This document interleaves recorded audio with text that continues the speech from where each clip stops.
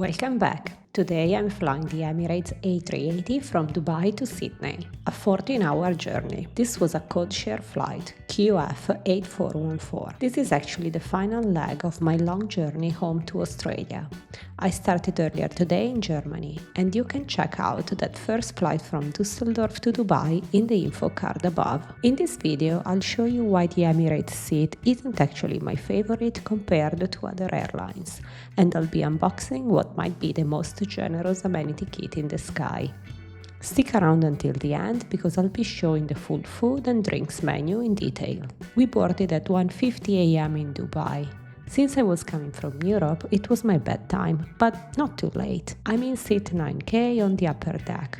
This is one of the newer cabins with these beautiful cream synthetic leather seats. Right at your seat, you'll find a soft blanket, a cushion, and a mattress pad. One thing I love about the A380 window seats is having these two side storage bins. Unlike the 787, you have so much room for your things here. There is also a spot for your shoes under the footrest, though you can't reach it once the bed is flat. Even though it was the middle of the night, a glass of pre-departure champagne is something I never say no to. The crew also brought around the PJs. They are very comfortable. The top has pockets and a high neck.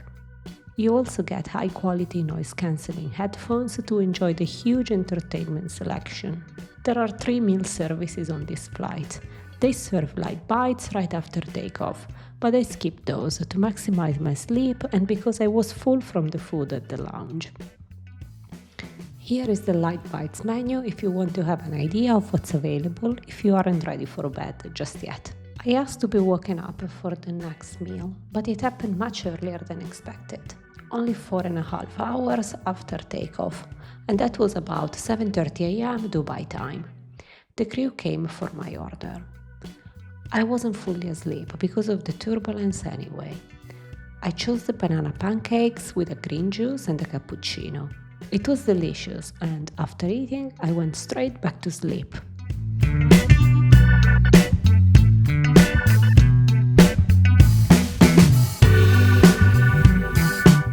I'll be showing the full food and drinks menu at the end of the video, so stay tuned if you want to see all the breakfast and dinner options in detail. About 4 hours before landing, the lights came on and the crew took our next orders. However, the service felt a bit inconsistent. While waiting for my meal, I asked for a glass of champagne.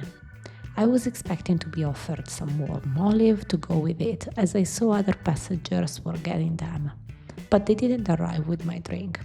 I really enjoyed those olives, so I actually had to ask for them separately. I think I was starting to get a bit upset by this point because the service was taking so long. While waiting, I checked out the rest of the amenities. The slippers and Eyemask match the PJs and are very high quality.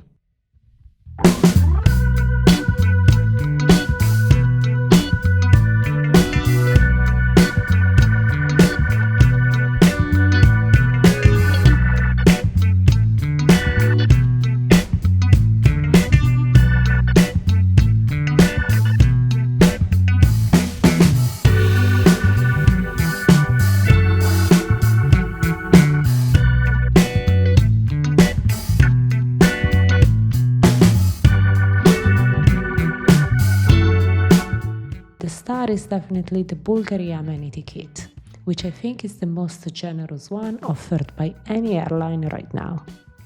Here is the full unboxing, showing the content. It includes a mirror, a hair tie, and even perfume, things you don't usually see.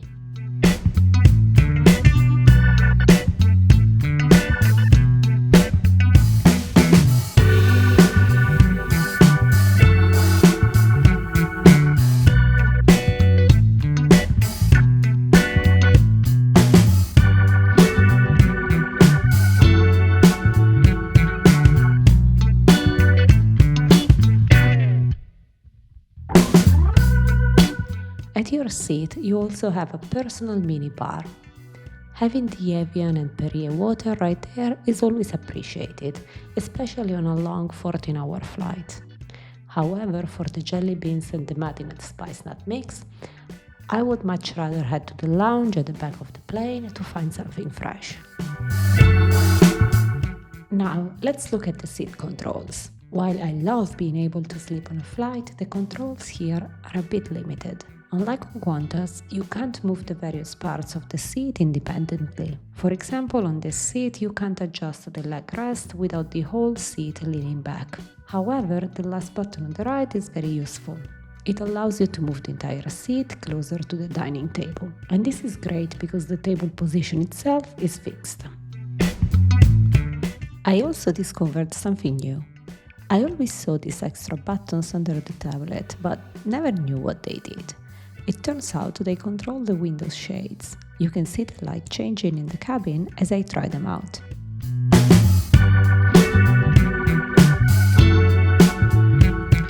Finally, my appetizer arrived, the cold cut salmon. It was a very generous serving and actually tasted quite fresh.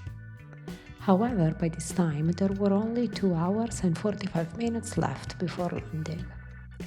That is a long time to wait for the first course to start.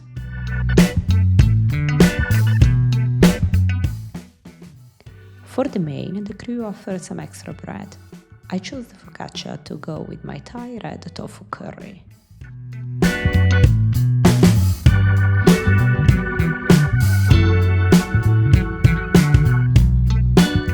For dessert, there were a few options, and I decided to go with the cheese board. At the same time, we also received a box of luxury chocolates. It came with 2 different types, a milk one and a dark one. By the time the cheese board arrived, there were only 1 hour and 40 minutes left. From taking the order to the end of the service, it lasted over 2 hours. I find that quite long, especially after such a long journey from Europe, when you want to optimize your rest. We landed in Sydney at 10 p.m.